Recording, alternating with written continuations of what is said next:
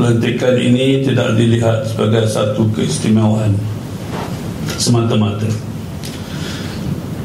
tetapi sebagai satu tanggungjawab yang besar dan yang mulia.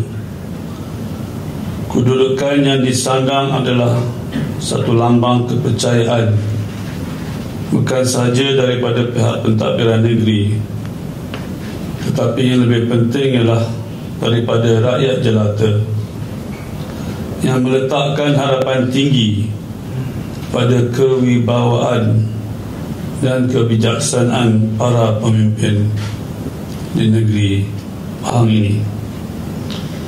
Dalam hal ini saya menyeru agar seluruh jentera pentadbiran negeri terus melangkah untuk memperkemaskan dan memperkukuhkan sistem penyampaian perkhidmatan awam.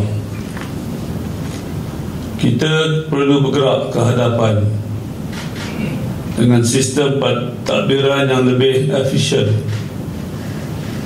tersusun dan responsif, bukan semata-mata untuk memenuhi prosedur, tetapi menjawab keperluan sebenar rakyat.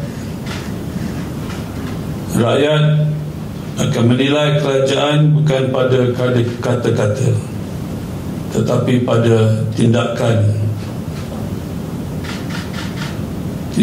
penyelesaian dan juga ulangan hasil kerja kita.